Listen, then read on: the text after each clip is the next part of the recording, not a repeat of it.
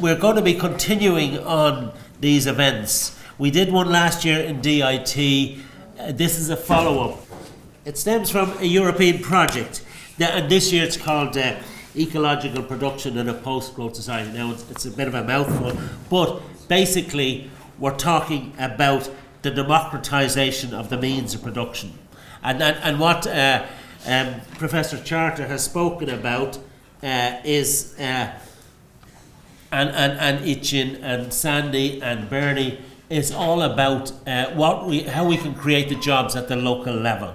And up to now, we've had the information revolution where you can find out almost anything about anything on the internet now.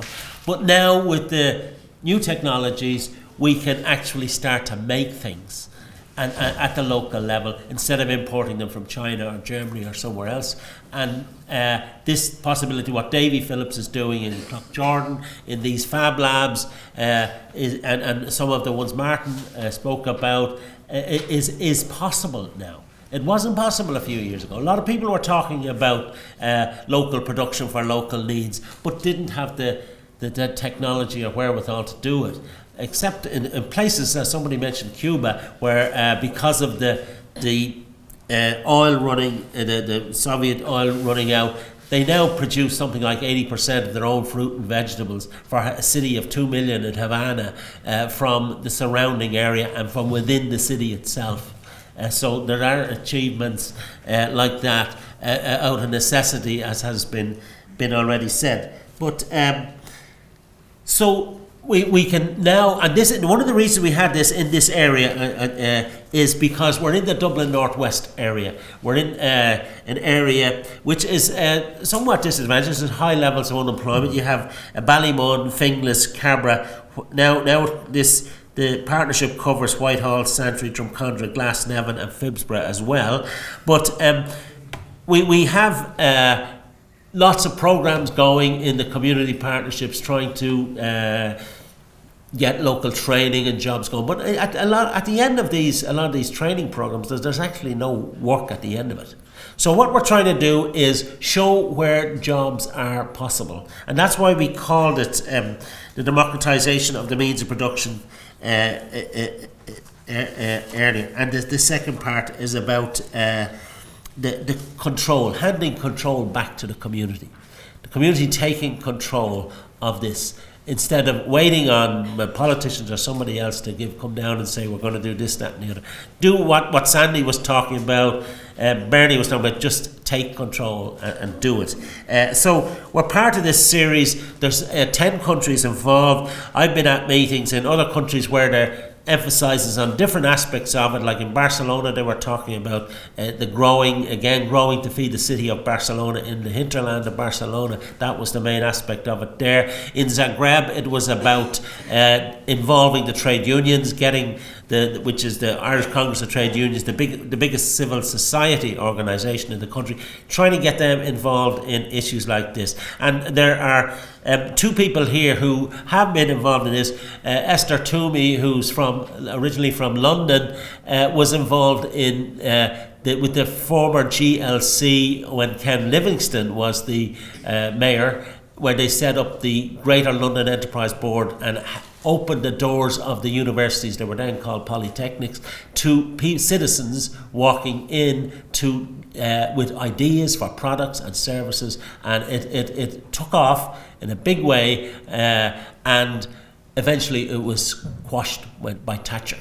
They stopped. It was abolished, but the company that the Greater London Enterprise became a property development company.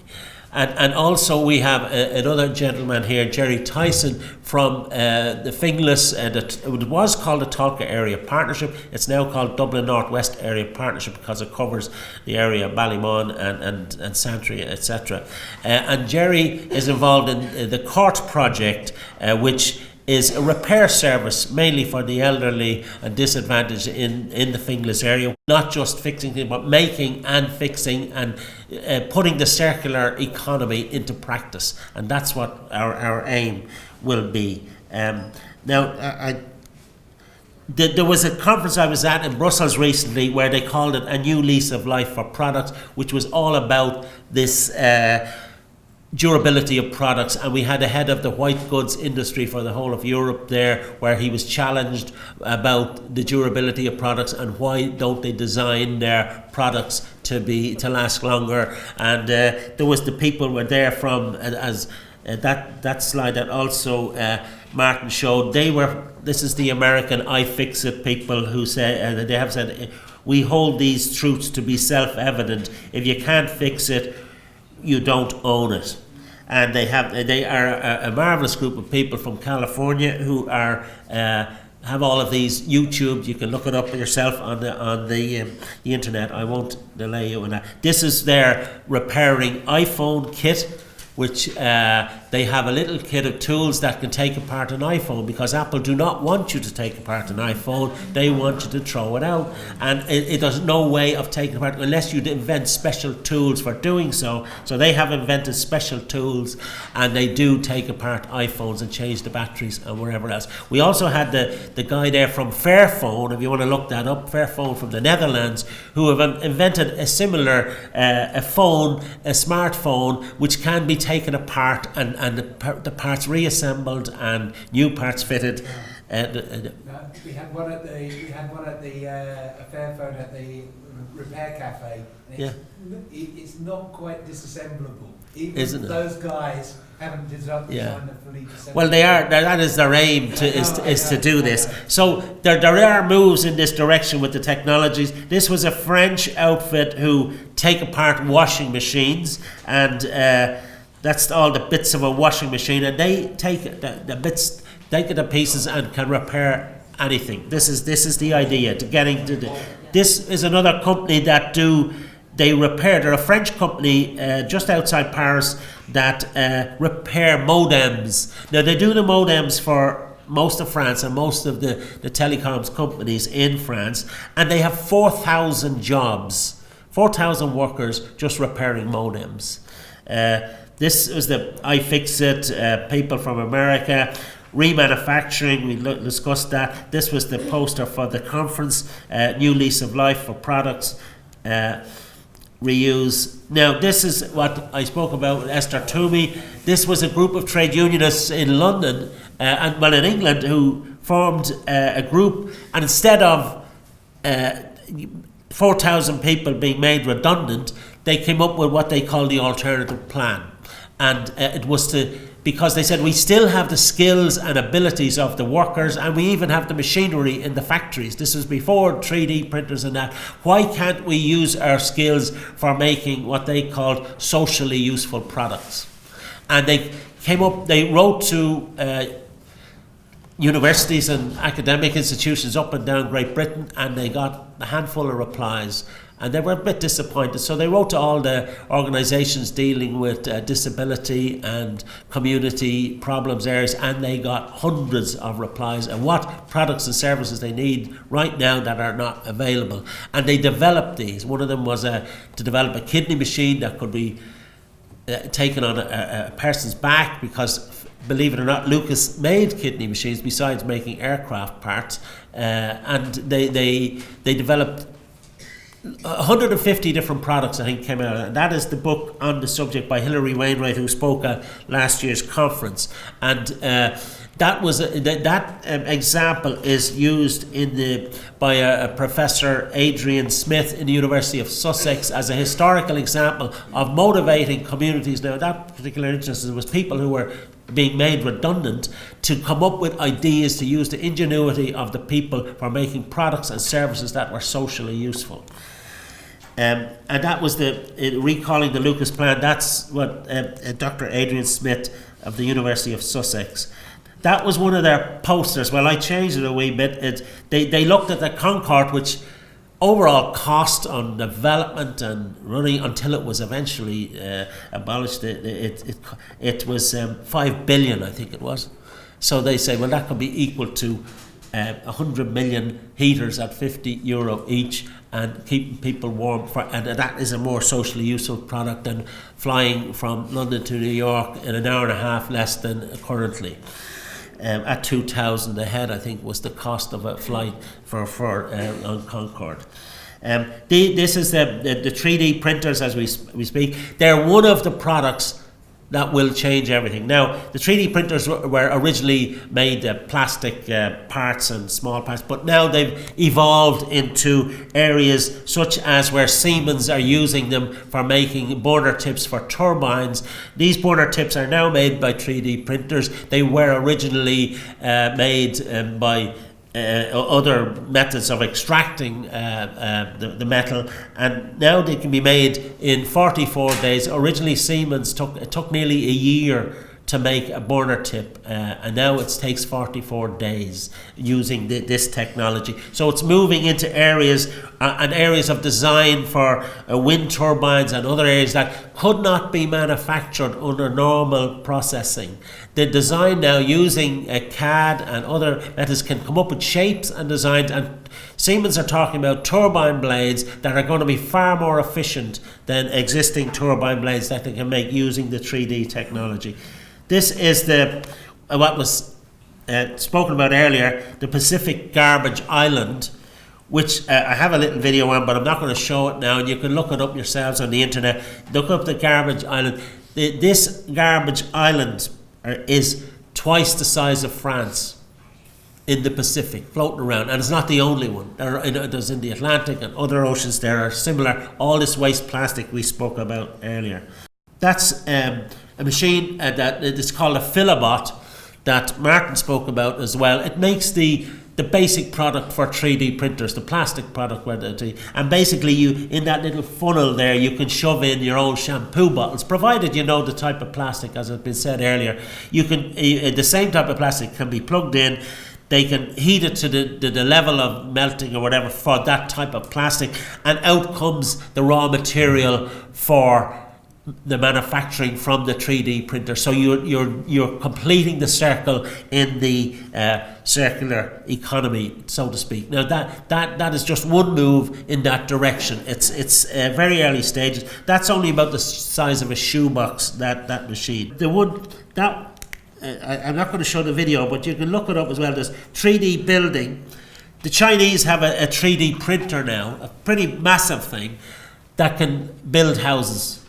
It actually, instead of printing ink, it prints concrete, and it can make walls. And they have a number of these machines now that can do 10 houses in a day. That's one of the 3D buildings. That one I think is in Australia.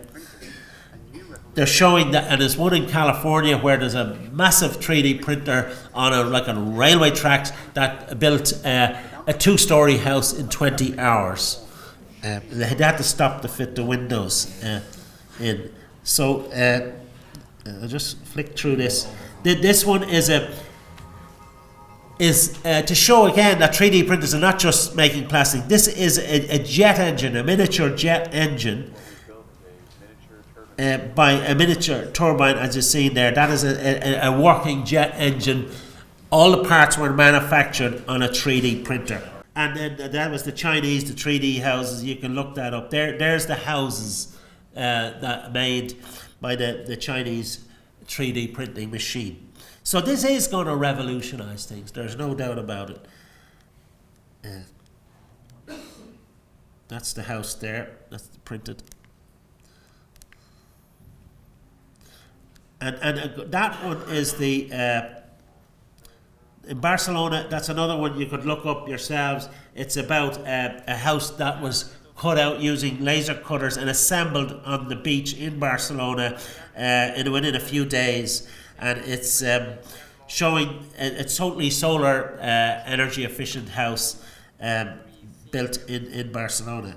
Again, what John Barry spoke about was the usage instead of owning. This, again, these new business models. Now, one of the companies where they're first into this was ranked Xerox. Now, if you look up MU by Peugeot, you'll see a very short video where Peugeot have come up with it's like a company, and they say they're moving into being a mobility company instead of a car manufacturing. And when you come out of your house or your office or your job, you can find that you might need an electric bike, an electric scooter, a car, or a van, depending on your needs. And once you're in this, you can then using your mobile phone, you get exactly what you need when you need it. This is what they call the on-demand economy. Now, there's a downside to that as well, which I won't go into here, but if you're told, for example, the AA say to run an average car in Ireland is about 10,000 a year. If somebody comes along and says, well, look, you can join this club and have your car, or whatever transport you need, whenever you need it, but it's only going to cost you 5,000 a year. And like Sandy Dunlop says, you can then say, yeah, that's worthwhile doing. So you don't own it, you pay for the usage. And that's the MU.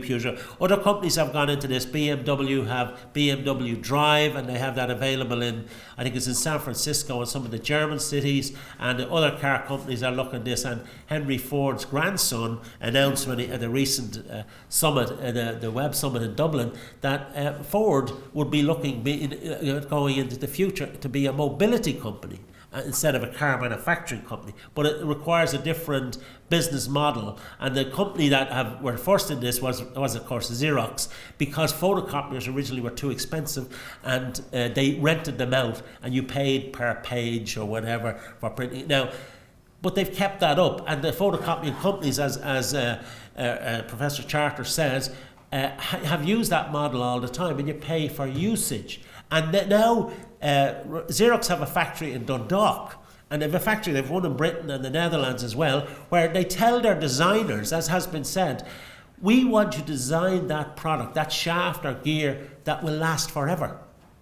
Because they own the machine, not you. They just rent it to you and you pay for the service. So there you are, completing the circular economy. And as has been said, Rolls-Royce now sell flying hours, not jet engines. They sell flying hours. So this is the business model that a lot of businesses need to change to this model to achieve the circular economy. This is one I just picked out because this book was written by a Russian revolutionary, Peter Kropotkin, in 1904, and it was called Fields, Factories and Workshops. And what he envisaged was that every community would have its own little workshop, like Fab Labs, and its own little agricultural product, growing all their own stuff and making their own materials and repairing and maintaining. And as part of this project internationally, we're looking at is this idea of micro factories, that every community will have its own micro factories. Using this technology, and also the community garden movement in Ireland is growing. It's growing very strong. I think there's about 23 in Dublin, and this needs to be encouraged as well. So that's if you want to look that up, it's because it's freely downloadable on the internet. There's a modern version of it called Fields, Factories and Workshops Tomorrow by a British, Colin Ward, I think is his name, who wrote the more modern version of it. But it is certainly inspiring stuff. And that's it. So, but I do think we're going to be moving forward with further seminars, and the Dublin Northwest area asked us to hold the partnership in this area because it's relevant to areas like Ballymun and Finglas and Cabra. Thank you.